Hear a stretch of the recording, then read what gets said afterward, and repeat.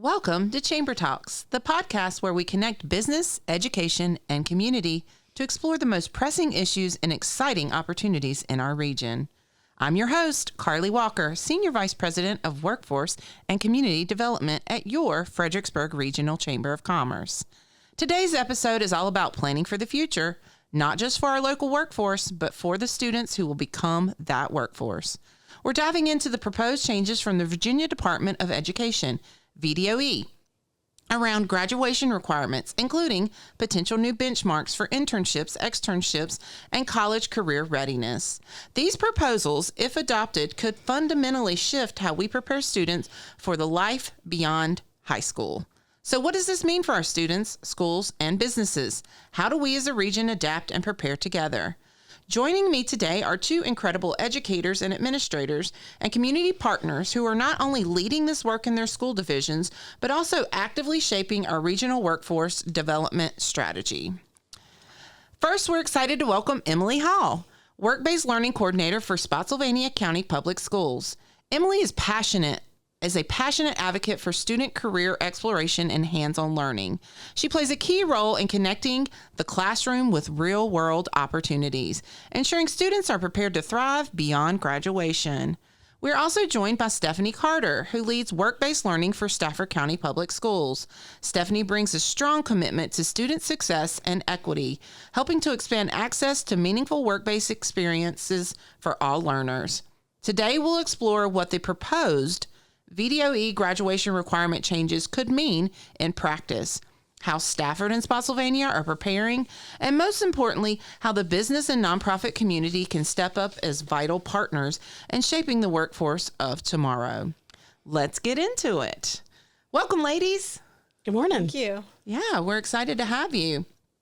So I would be remiss not to ask you this because I have educators and administrators in our podcast room here today. So before we jump into the topic at hand, let's start with a fun one. Can you each share a teacher who made a lasting impact on you, and what was it about their teaching or support that stuck with you? You go ahead. Okay, I would have to start with my kindergarten teacher, Miss Harnacher. I just remember her being so kind and compassionate, and I think those traits carried over into who I am today. Wow, all the way back to kindergarten. All the way back. That's powerful, Emily. What about you, Stephanie? My favorite teacher, the teacher that has made the biggest impact on me, was Betty Roberts. She was my 9th grade algebra teacher, and I always felt that I was not good at math until I had her, and she really helped build my confidence and had me teaching. I would tutor students after school, and so she really helped build my confidence, and her approach I carried all the way through teaching and even to administration, because one of her foundational tenets was about mutual respect. So I adore her, and I would see her in the community when I go back to visit my parents, and I always tell her she's with me every single day as an educator. Oh, wow. I resonate with both of those. Mine would probably be my first grade teacher, Miss Millaway. I was a sassy little thing, and I remember I told her one time that she didn't know what she was talking about. Oh. And it was her first year teaching, and of course I didn't know that. And she had a moment where she got upset, and then we had a moment together where she explained to me why she was upset. It was her first year teaching, and she didn't enjoy me telling her she didn't know what she was talking about.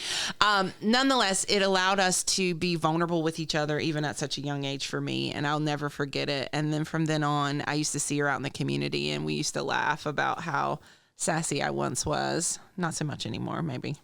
I don't know. Depends on who you ask. Yeah. So the reason why I asked that question is because I want to promote that we have a teacher appreciation brunch coming up on June 18th. It's presented by the University of Mary Washington College of Education, and nominations are open right now. And we have various categories from long tenured teachers to teachers that work in groups, counselors, administrators. So I encourage anyone listening to go take a look at our nomination opportunities, and plan to join us on June 18th for our teacher appreciation brunch. And we are going to be doing a teacher supply drive as well, and that is sponsored by Walmart. So awesome. Okay. So we have a lot of proposed changes coming down the pipeline from Virginia Department of Education, and that affects our lives immediately. So one or both of you, can you summarize the proposed changes to Virginia's graduation requirements, specifically around internships, externships, and college and career readiness benchmarks? I don't mind taking this one. One thing to keep in mind is the graduation requirements themselves aren't changing yet. They've told us it's coming, but it's not happening next year or this year or anytime soon. But what is changing is how schools are evaluated through a new school performance and support framework. A major component of this framework is our 3E readiness, which measures whether students are ready to enroll in post-secondary education, enlist in the military, or be employed in a high-demand career field after graduation. Some of the most significant changes are tied to that employment category, which is where work-based learning plays a key role. If you think of work-based learning as a continuum, from activities like guest speakers and job shadowing, all the way up to youth registered apprentices, that's under that new model, that expectation shifts to that higher end of the continuum, emphasizing more in-depth real-world engagement. And when you say in-depth, can you tell us more about that? Like when you say in-depth, real-world, or Stephanie can take on anything. Do you Go ahead. Okay. So students must now complete at least 90 hours, and that's an increase from what we've had in the past. They have to earn an industry recognized credential or its equivalent, which used to be optional, but now it's a requirement as part of the work-based learning. Each student must be paired with an industry professional who provides that ongoing supervision and documentation, as well as must be tied to a CTE aligned course. And in the past, we were able to tie it to anything, as well as we're able to fill it through a variety of different pathways, such as school-based enterprises, internships, entrepreneurship, as well as apprenticeships, and even looking at maybe some hybrid models of how we can make sure we're meeting all students' needs. Interesting. I think the overall goal really is for students to become more immersed and have a deeper, richer experience instead of kind of a superficial or a surface level exposure to the industry. I think the DOE is really trying to promote students getting in there and really getting experience to understand what it needs to be in that profession and help them get the training they need to be successful. Right. So 90 hours. 90 hours. That's a lot of hours. So we take on interns and externs here at the Chamber of Commerce, and usually an extern is for about a week. So that's, 40-hour week. And then an internship is semester based usually. But even that, neither one of those would hit 90 hours in those scenarios, especially if they're in high school. Because, high school is, they got sports and class and other requirements, extracurricular, that type of thing. So what does that feel like? I think one thing to note that's important is that it is 90 hours, but that is a reduction from 144 hours. That was the original proposal. And so the DOE is continuing to collect feedback and make adjustments. And so these proposed changes have still not been voted on. They're still not completely in place. And so I think that we're continuing to give feedback, but that 90 hours is a lot to tackle, right. And not just for our students, but also for our employers. And we can't do this if we don't have employers to place students with. And so it's really critical that we are thinking about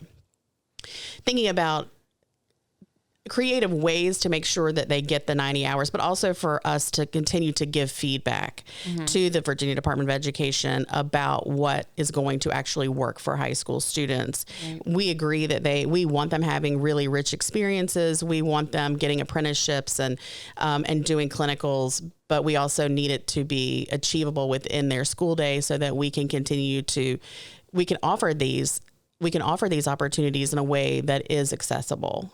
Right. So we all speak this language, right? This is, the two of you more so than myself. I'm more of a community advocate for the work.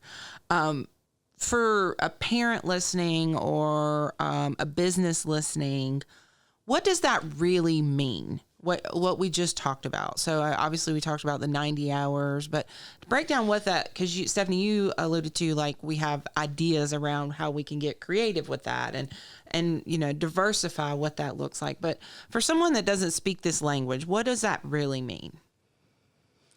I think what it means is that we want our students in the CTE world specifically, and especially, we want our students to go through a sequence of courses. So a student would take kind of a level 1, a level 2 course. And the idea is really to prepare them to prepare their pipeline, to make sure that their pipeline is strong, their pathway to a living wage, fulfilling career that they're interested in is strong. And so I think that a big part of that is work-based learning. Mm-hmm. And we have to make that accessible as well. And so that's kind of what I'm saying, that the work-based learning part of that, where they're working with a business, is meaningful but accessible. And I think we could do some things like you can do some virtual work-based learning, so a student can still access the opportunity, but maybe they don't have a car to go, or it's not during the school day, or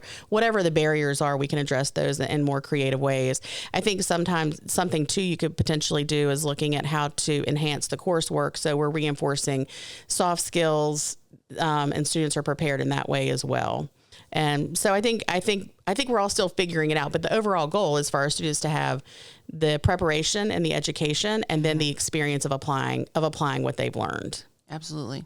I think another thing too is that we also offer school-based enterprises. We already have those in our buildings and our programs. Right. And so it's just looking at those to make sure that they're for 90 hours, as well as reaching every single student that happens to be in that program.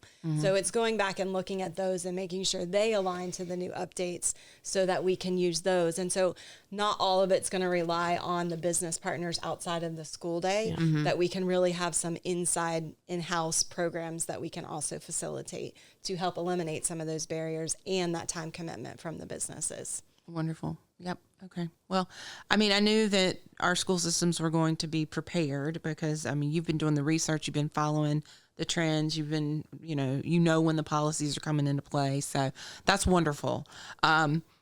So we've talked a lot about some acronyms too. Again, I just want to make sure our common listener understands what we're saying. So CTE is Career Technical Education. WBL is Work-Based Learning. And 3E Readiness. Emily, tell us what that means. So 3E Readiness is preparing our students for those 3 E's. And so we're looking at enrollment, in post-secondary education, enlistment into our military services, or employment, going directly into the workforce. And then a lot of people like to add that 4th E, which is engaged, and that means engaged in your community, whether it's through volunteering and other means. So, okay, wonderful. Now all of our listeners are caught up, ladies. So what... if these proposals move forward, because we have discussed that these are not all in place, these are not currently graduation requirements, but it's leaning in that direction.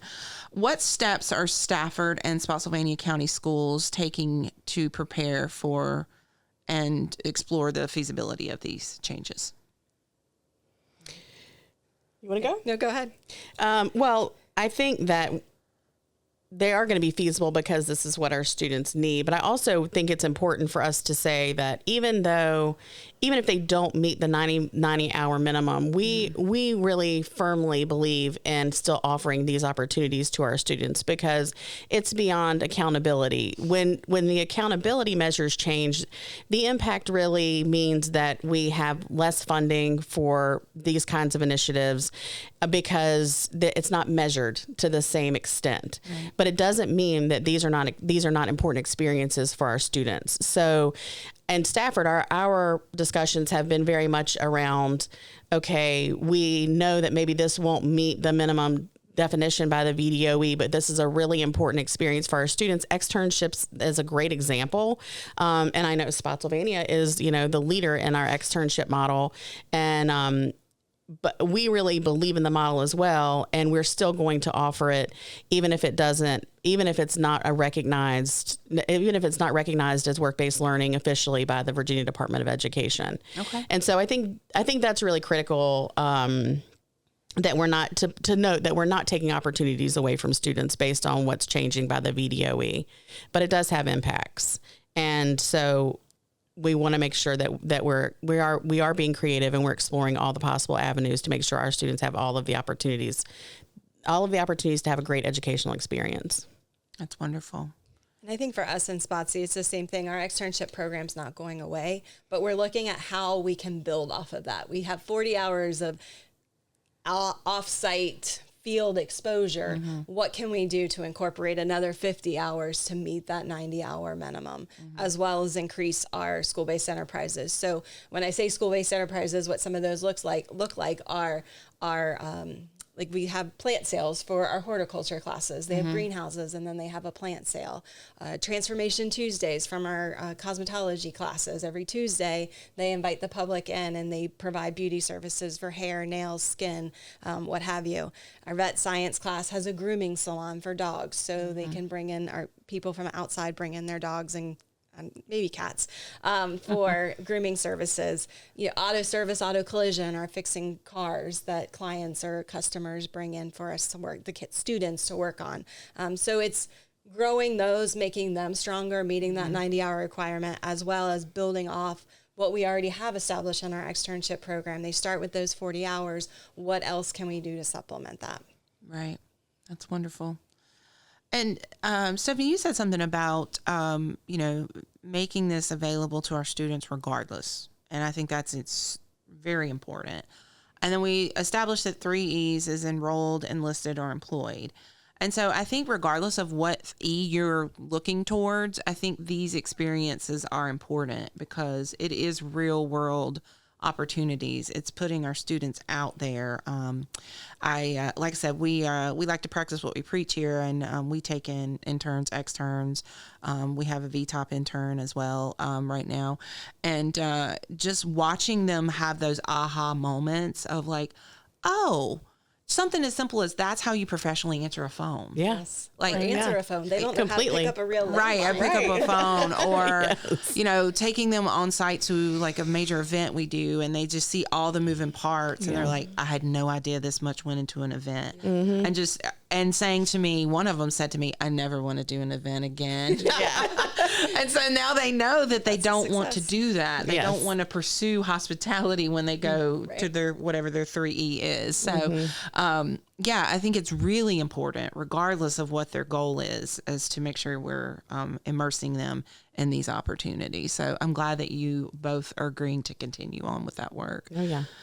So how might these requirements impact your curriculum planning, your counselor advisement, and your partnerships with employers and higher education institutions? Do you want me to take that one? Go ahead. Okay. From a curriculum planning standpoint, we again have to go back and look at what we're teaching inside the classroom and how we might be able to implement those 90 hours of work-based learning into instructional time, looking at our space and our resources. On the counseling side, we've got to start looking at ensuring students are taking and on track to be CTE completers, which means they complete a sequence of CTE courses to make sure that we're meeting that part of the employment framework they have to be a CTE completer. Counselors are going to have to be well-versed in CTE course sequences and incorporate those into their students' 4-year plans. And that starts as early as elementary school. So we've got to make sure that our counselors are on board with this. And then for our business partnerships, we'll not only need to continue to grow our network of industry partners, but also educate them about the new expectations. And we recognize that this may lead to additional paperwork or logistical requirements. So it's critical that we co-design this process together as a partnership to make sure it works for both us as well as the employers. It's just going to mean that students have better access to internships or apprenticeships, but we're also realistic that it's going to take time and energy and staffing for our businesses to host students, as well as the colleges and universities are also looking for these type of experiences for their students. So making sure that we're all working together and anticipate that increased competition that's going to be out there for all students. So as long as we can coordinate it across the K-12 with our industry partners and higher education, this presents a powerful opportunity to create a more meaningful and equitable pathways for our students. Absolutely. And I want to pull out a word that you said co-design. I think that's really important because for all of our Chamber of Commerce members listening out there, the business community has to work with our schools. Mm-hmm. It is vital that the businesses work with our schools.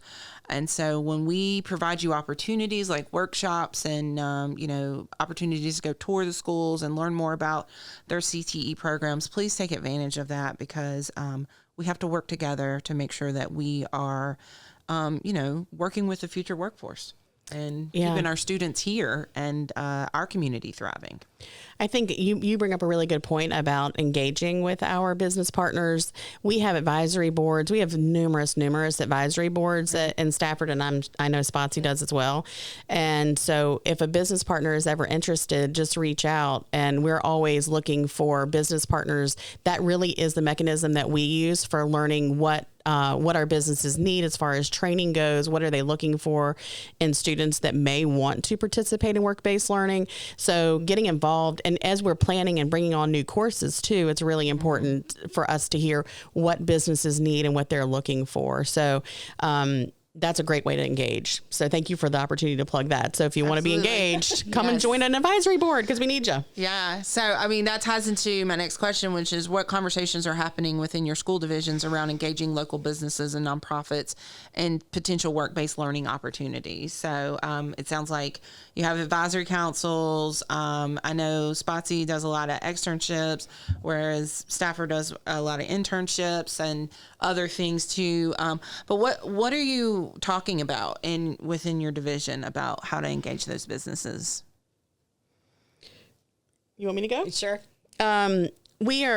I just mentioned advisory councils, but also we're working really hard to build kind of individual relationships. We have, as we all know, there are data centers coming to Stafford County that really will impact our economy. And there's going to be a need to shift workforce development to meet the needs of those companies building those data centers.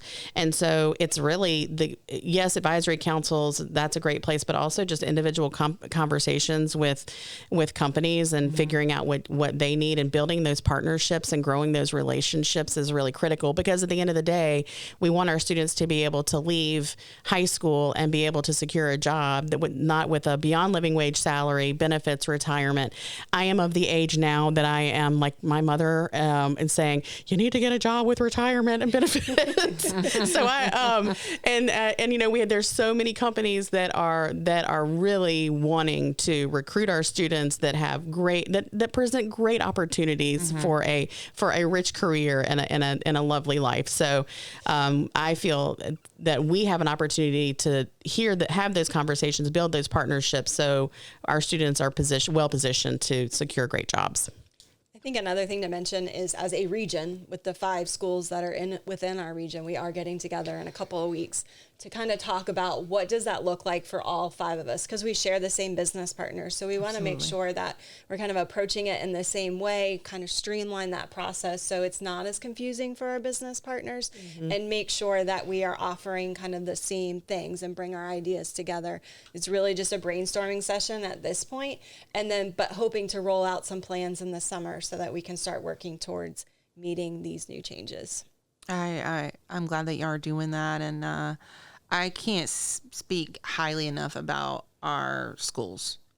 We get the chance here at the Chamber and through our Workforce Now model to work very closely with our schools, particularly in the workforce development and CTE. And they're working hard for you guys. They're working hard for our students, but they're working harder for our businesses too.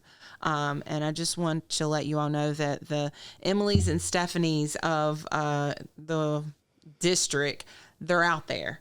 And then they will come and meet with you one-on-one and talk to you about how you can engage their students in your business, because this is your future workforce. I don't know that we can stress that enough. So I want you all listening to know that there are more than just Emily and Stephanie. There are multiple people that can help you. Also, we work with King George County, Caroline County, and Fredericksburg City. So reach out and set up a meeting. They'd be happy to meet with you. So we talked about the schools and what you're doing. So how are we preparing parents and students for the possibilities of these new requirements, especially those who might need additional support or access to the opportunities? Go ahead. Oh, sure. So I think that we are kind of this. It's a little bit how the sausage is made, right? What we're talking about, and so I think just as generally, we try very hard to communicate with our families. And so they may not know necessarily about all of the new requirements and that kind of behind the scenes work that goes on. But we, obviously making sure they understand the graduation requirements and any of those changes. Our school counseling departments do an amazing job of that and making sure our students are well prepared there. We also are, and it's not related to the new requirements, but in Stafford, we have been working really hard. Farida Crowley, one of our work-based learning coordinators, is here with me today.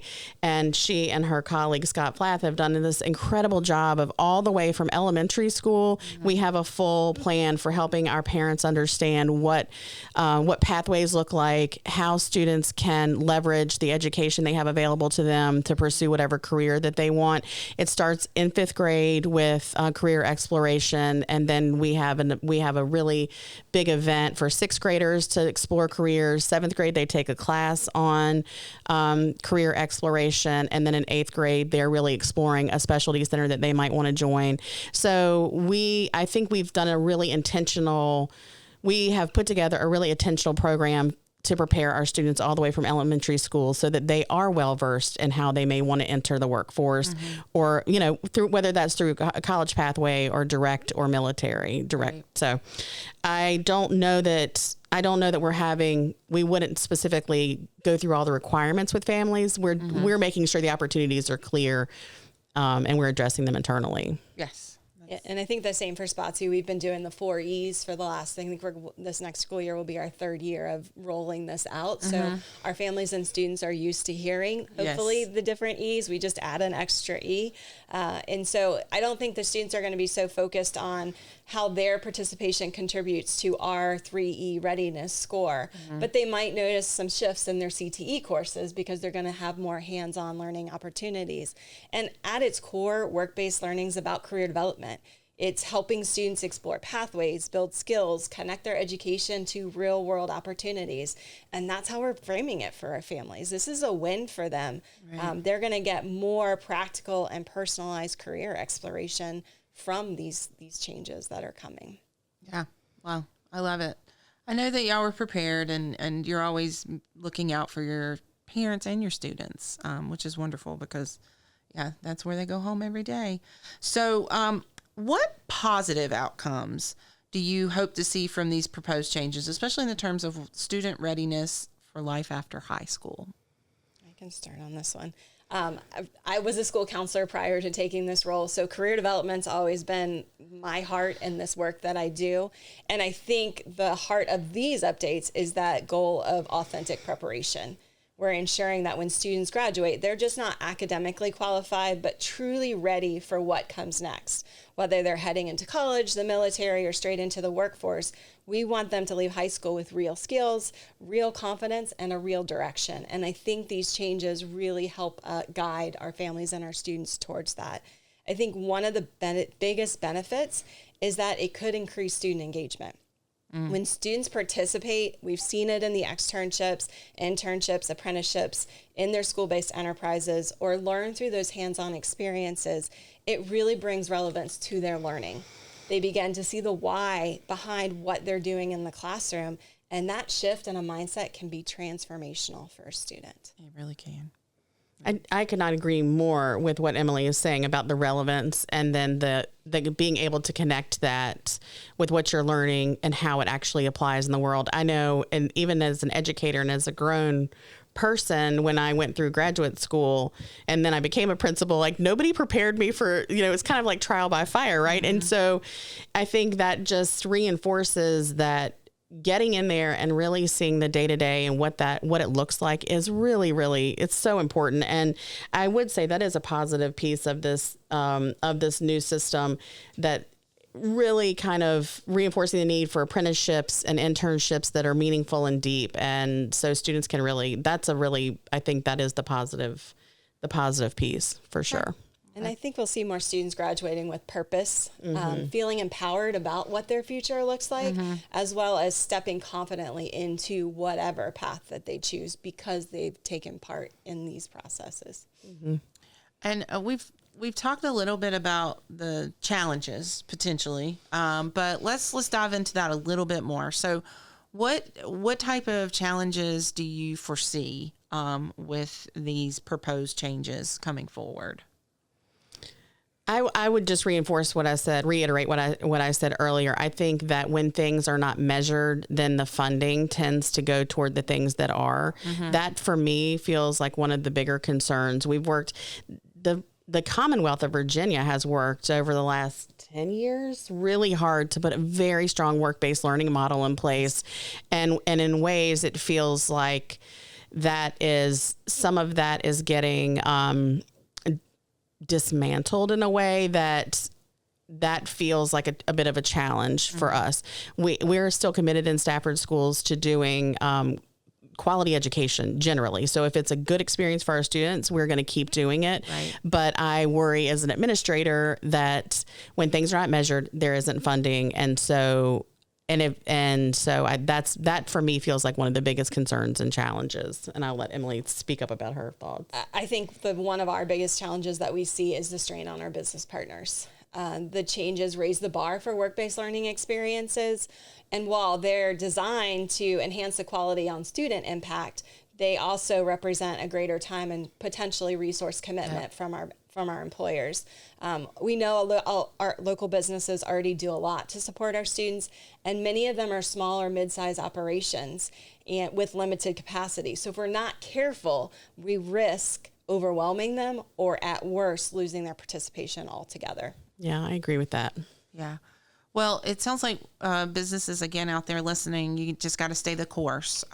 These schools got your back, and they will walk you through the changes, and they will make sure that you have what you need. Can I just add, though, what you're saying there is I would also still encourage a business to reach out, even if they think I can't do 90 hours. Right. Please don't let that be a reason that you don't reach out. If you're really interested in hosting an intern or being involved with the schools, as I said, there are ways that we can be creative and we still want to partner. And so please don't think that because you can't maybe do 90 hours for a student that we don't have a place for that business partnership, because we will figure it out. Yes. Yeah, and it could be we still want guest speakers. We still need these type of things in our school to educate our students about the different opportunities available in this community. So don't let the 90 hours keep you away. Please, like Stephanie said, come talk to us. Let's talk about what we can do to help, because this is your chance to embark with the future workforce. This is your chance to really raise them up. And so whatever that looks like, we're willing to work with you on that. Yeah. Career exploration is vital, regardless as if you're providing them a requirement. It's still extremely vital for these students and to have these experiences that we've talked about, which is great. So thinking about moving forward, what feedback opportunities exist for educators, families, and the business community to weigh in on these proposed changes? Because a lot of people like to have their voice heard. We know that. So what type of opportunities exist? So from my understanding at this point, the only item still under discussion is how work-based learning is going to be factored into that 3 readiness framework. The updates to the work-based learning, those 90 hours, all the requirements that they've added have already been voted on and finalized by the Virginia Department of Education. However, they are seeking public input on that remaining piece of how it fits into that 3E readiness framework. Specifically in the employment category, because that's where that work-based learning is going to fit into. So there is still some opportunity. I believe the board meets at the end of this month. And so it's a short window of time, but there is a little bit of a window of time for people to voice their concerns or praise about this framework that they're getting ready to finalize. Okay. So, if these, how do they really truly impact our businesses? So we've talked about like the 90 hours, and Stephanie, you mentioned like, even if you're a business and you're like, I cannot provide 90 hours for a student. What is their role? What is the role of our local businesses in supporting students just in career readiness in general? With take the proposed changes out of the scenario. What is the business's role, and how can we expand upon that? I think the business's role is, providing students with an opportunity to really experience the business and what that might look like in the real world. I think that an experience can look like something very simple and small to like we've said, a full-fledged externship or internship. And as I've already mentioned, there are kind of multiple places for that in the work that we do, and we would do everything we could to make it work. I don't know what your thoughts are. I think it presents both a challenge and an opportunity. It requires time and planning, resources for the business, but it also, like going back to saying what I said earlier, it gives that business the chance to shape future employees, build relationships with the schools and their students, as well as make a lasting impact on their community. Absolutely. So, again, we speak this language, ladies, but there are a lot of opportunities for out there outside of what we've talked about. So we talked about internships. We talked a little bit about externships. But, there's also job shadowing. There's mentorship opportunities. And then there's just like different types of project collaborations. Give us some examples of some things that have been a little bit out of the box that maybe businesses have done with some of your students. Well, I think the Chamber shows a really good model. You guys start out with our students in an externship, and if you like what you see and you feel like they could be a benefit to you, you guys will turn around and offer them an internship. And you're flexible with their scheduling. You work around their school schedules or their athletic schedules or their extracurricular activities. You also allow for remote work, which helps some of our students if there's a transportation barrier. Mm-hmm. So you guys have really set the model of what businesses could look at to see how they might be able to implement some of these things into their business. And I have a story. So we had an extern, I think she was from Spotsy, and we were at an event, and I always like to give recognition when it's due. And she had created the PowerPoint that we were using for our event that day. And it was well done. And one of our lead business partners here at the Chamber said, "Did you say that extern made that PowerPoint?" I said, "I did." She said, "I think I want to get an extern." And then it led to her engaging and saying like, okay, I'm going to bring in some externs into my business, and then her business turning that one of her externs into an intern. So it really is like leading by example. I appreciate you spotlighting us. But again, we have to practice what we preach. I can't be hosting podcasts like this and then not doing the work, right? But it is also leading by example. And so our business community out there, people are watching. People see what you're doing. They see that you're working with our students. And it could be something as small, like Stephanie was saying, like it could be very small. It could be like coming in as a speaker, or it could be very big, like committing to that 90 hours for that particular student and all in between. And then share it with your friends and tell them all about it and tell them how great it is. And, another company that's really leading by example is Universal Dynamics. They recently hosted a intern week where it was the students' spring break, and the students, applied and came, and they spent a whole week at Universal Dynamics just learning the ins and outs. And I spoke with their HR director, and she said it was incredible. Like the students wanted to stay longer, and they wanted more, and they really were engaged. And that's the other thing I'll say too, is a lot of our businesses think that maybe our students are not going to be as engaged or as prepared. And I would say you're sorely mistaken, because they very much are. When we have our intern expo, a lot of businesses, almost every year, they come to me and say, I had no idea how prepared they were.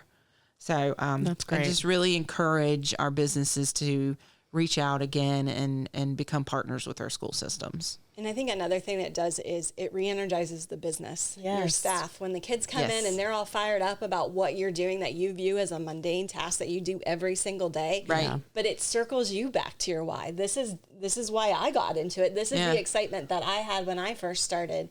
And it really re-energizes your staff that are impacted by the externs or the interns. So it's really cool to watch that happen as well. And it's nice to have young people in the office. Yes. That's what I was going to say. I mean, I really concur with what Emily's saying. And that's it's very similar to my thoughts when you were speaking is we're asking for businesses to take on students, but it's really a mutual partnership because the students do bring a lot. And our students are young people in general are very bright and very motivated and can bring so much positive to any business. So it's a win-win situation. Absolutely, it is. And again, it's just really good energy. And I mean, they give me fashion tips. They tell me about the social media trends. Yes. Some slang.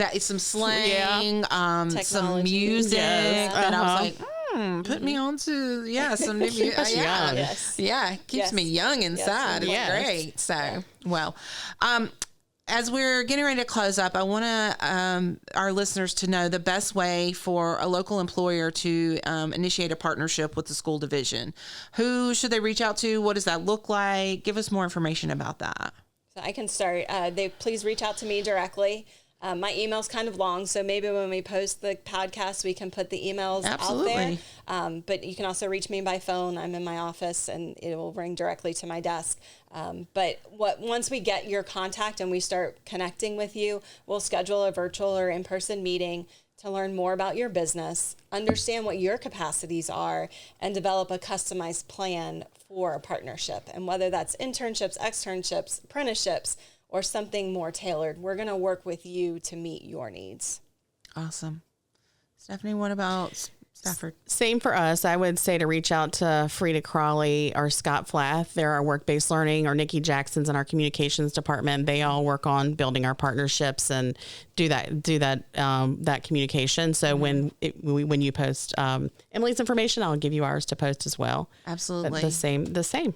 And we'll be happy to include King George, Carolina, and Fredericksburg City in that as well, because we all, as Emily said, we all work with the same businesses in Planning District 16, and there's a lot of crossover. So as Virginia considers these proposed graduation requirement changes, it's more important than ever for our communities, educators, families, and especially local businesses to work together in preparing students for their future. A huge thank you to Emily Hall and Stephanie Carter for joining us today and for the vital roles they play in shaping the workforce of tomorrow. Their insights and leadership within our Workforce Now committees, as well as their work organizing impactful programs like what we host here as the Intern Expo and Mock Interview Day, continue to make a meaningful difference across our region.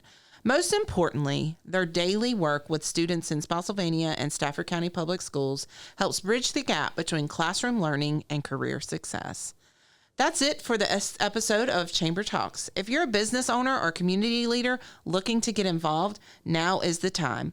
Let's continue building strong partnerships that benefit students, strengthen our workforce, and grow our region.